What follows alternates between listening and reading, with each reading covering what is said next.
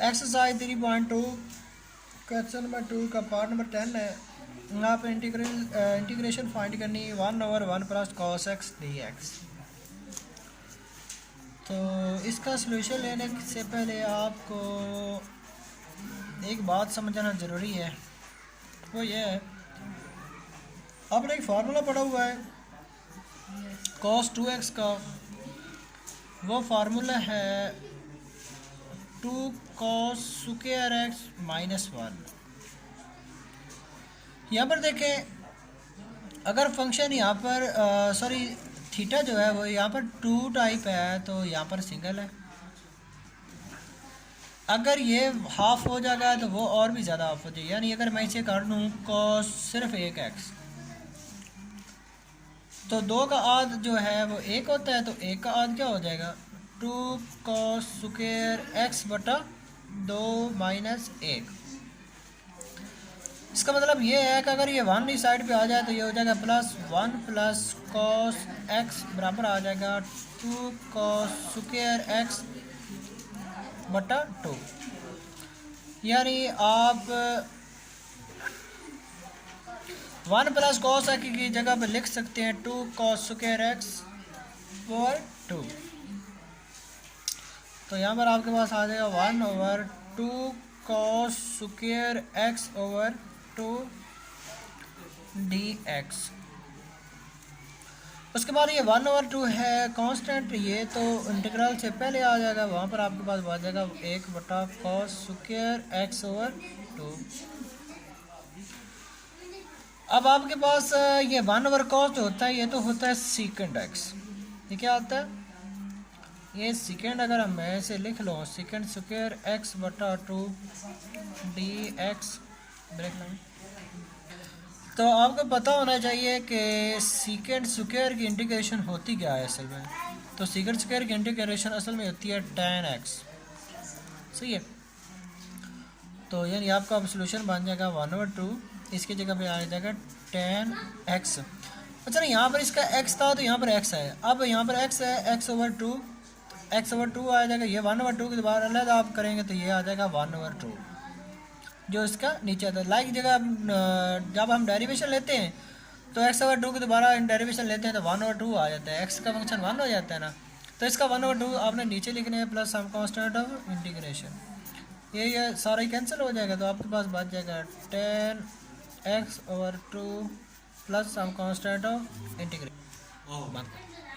Part number इसका 11 है question number 2 का। इसकी भी आपने इंटीग्रेशन करनी है, तो इसकी हम इंटीग्रेशन करते हैं।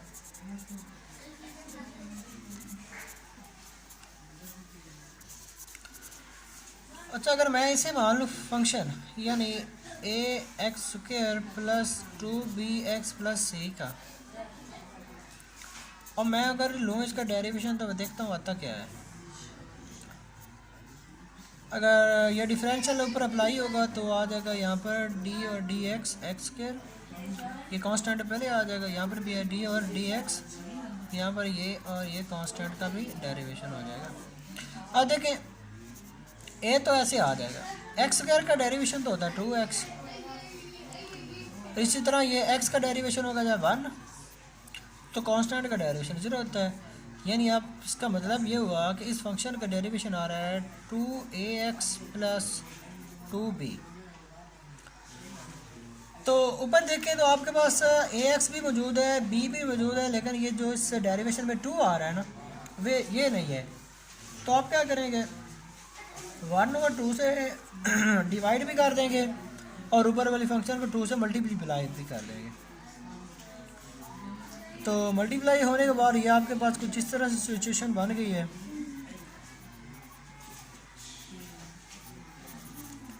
तो आपने एक फार्मूला स्टार्ट में पढ़ा हुआ है, अगर फंक्शन का डेरिवेशन ऊपर हो, फंक्शन खुद नीचे हो, तो जो इसकी इंटीग्रेशन है ना वो फंक्शन का लॉग आ जाता है plus some constant of integration. ये देखिए मैंने इसे फंक्शन मान के इसके डेरिवेशन लिया है, तो यह आ गया जो 2ax प्लस 2b। ऊपर देखिए तो ये हमारे पास 2ax प्लस 2b आ रहा है ना, तो हमारा फिर सोल्यूशन हो जाएगा 1/2 इस फंक्शन नीचे वाला जैसे ये फार्मूले पे आ रहा है ना, इस तरह यहाँ पर भी इसका लॉग आ जाएगा, log ax² plus 2bx plus c plus some constant of integration. Part number 12 आपका cos 3x sin 2x dx की आपने इंटीग्रेशन करनी है। तो आप देखते हैं 12 का पार्ट नंबर क्वेश्चन 2 का पार्ट नंबर 12 है। इस फंक्शन की आपने इंटीग्रेशन करनी है। अगर आप गौर से देखें तो अगर यहाँ पर 2 होता ना तो ये फार्मूला बन जाना था 2 cos अल्फ़ा साइन बीटा का। तो फर्स्ट ऑफ ऑल तो आपको ना मैं एक दफ़ा ये समझा देता हूँ कि 2 cos अल्फ़ा साइन बीटा का असल में फार्मूला होता क्या है। इसका फार्मूला होता है बच्चों sine alpha plus beta minus, ये आपने फर्स्ट ईयर में पढ़ा था, minus sine alpha minus beta. ठीक है, तो यहाँ पर जो आपका अल्फ़ा है ना वो है 3x और जो आपका बीटा है वो है 2x। लेकिन उससे पहले यहाँ पर फार्मूले में 2 आ रहा है लेकिन उधर 2 नहीं है, तो आपने पहले 2 से डिवाइड करना है, 2 से मल्टीप्लाई भी कर देना है आपने। यहाँ तक तो समझ आई थिंक आपको आ ही गई होगी। 1 और 2 ऐसे आ जाएगा। अब यहाँ पर देखें फार्मूला कंप्लीट हो रहा है तो पहले फार्मूला लगा देते हैं। साइन अल्फ़ा, अल्फ़ा आपका है 3x और बीटा आपका क्या है 2x minus sine alpha minus beta और यहाँ पर ये देखें dx भी एज इट इज़ आ रहा है। उसके बाद 1/2 अगेन ऐसे आ जाएगा इंटीग्रल, ये बच्चों मिलकर हो जाएगा साइन 5x और ये हो जाएगा साइन x और ये dx भी एज इट इज़ आ जाएगा। उसके बाद देखें दोनों पे आप अलग-अलग इंटीग्रल अप्लाई कर लें, यानी integral sine 5x dx minus integral sine x dx। तो उसके बाद देखें आपको साइन x की इंटीग्रेशन होती है माइनस कॉस x होती है, तो ये हो जाएगा माइनस कॉस x।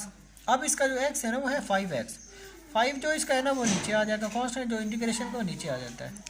इसी तरह इसका जो इंटीग्रेशन इसकी भी माइनस कॉस x आएगी plus some constant of integration.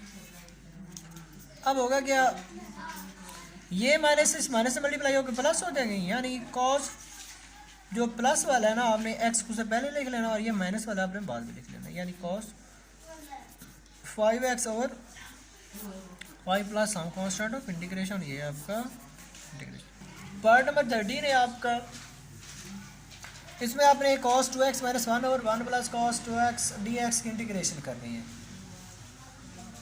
तो let's start now. We have cos 2x minus 1 over 1 plus cos 2x dx। As we know that cos 2x यानी I mean cos 2 theta is equal to 2 cos square theta minus 1। तो यहाँ पर देखें अगर आपका ये minus 1 है तो अगर इस साइड पे आ जाए तो ये हो जाएगा 1 plus cos 2x is equal to 2 cos square x। इसी तरह आपके पास एक और टेन का फार्मूला है, वो है cos 2x बराबर होता है 1 माइनस 2 साइन स्क्वायर x। अगर ये माइनस साइन स्क्वायर x इस साइड पे आ जाए तो आपके पास ये हो जाएगा प्लस में 2 साइन स्क्वायर x और ये वाला फंक्शन जो है उस साइड पे जाके हो जाएगा माइनस, यानी 1 माइनस कॉस 2x/3। अब आप इस फार्मूला पे गौर करें तो आपके क्वेश्चन में आ रहा है cos 2x प्लस का और 1 जो है वो माइनस का आ रहा है। आप करेंगे क्या, आप ना माइनस से मल्टीप्लाई कर दें इस पूरे सवाल को, तो ये हो जाएगा माइनस 2 साइन स्क्वायर x। ये cos 2x हो जाएगा माइनस का और ये 1 हो जाएगा माइनस का, cos 2x प्लस का हो जाएगा और 1 माइनस का हो जाएगा। यानी अब आपने cos 2x माइनस 1 की जगह पे लिख लेना माइनस 2 साइन स्क्वायर x और 1 प्लस cos 2x की जगह पे आपने लिखना है 2 cos square x। Now we have cos 2x minus 1 is equal to minus 2 sin square x over है हमारे पास 2 cos स्क्वायर x यहाँ पर आ जाएगा dx। ये जो माइनस है साइन ये पहले आ जाएगा आपके पास, बच जाएगा sine square x over cos square x dx। Sine square x over cos square x ये होता है tan square x dx। As we know the integration of tan square x is equivalent to secant x। tan x तो sorry as we know tan square जो formula आता है tan square x का, इसका formula आता है secant square x -1। यानी अब आपने इसकी जगह पे लिख देना है minus integral secant square x -1, ये आ जाएगा dx। ये आपका माइनस एज इट इज़ मौजूद है। आपने क्या करना है, इंटीग्रल आप अंदर दोनों पे अप्लाई कर देना, अलग अलग secant x tan x minus integral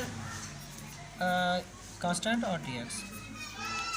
उसके बाद माइनस एज इट इज़ आ जाएगा secant स्क्वायर की इंटीग्रेशन होती है tan एक्स, और यहाँ पर आपके पास फंक्शन माइनस एक्स आ जाएगा और प्लस कांस्टेंट ऑफ इंटीग्रेशन। उसके बाद आपने करना क्या है, ये माइनस अंदर मल्टीप्लाई करेंगे तो ये प्लस का हो जाएगा और ये tan एक्स ये माइनस का हो जाएगा, और इसे मैंने बाद में लिख लिया और प्लस हम constant. Part number 14 and last part of question number 2 exercise 3.2। we can solve tan square x dx as we know that tan square x dx, we have formula of tan square x is equal to secant square x -1। we can replace the value of tan square x by secant square x -1। integral secant square x -1 dx, and we can apply integral sign on both functions like secant square x dx -1 constant dx। as we know that integration of secant square x is equivalent to tan x, now we can replace the value of tan x minus x plus some constant of integration। if you like my video, please subscribe and like my channel, and also you can do effort for me that you can share my video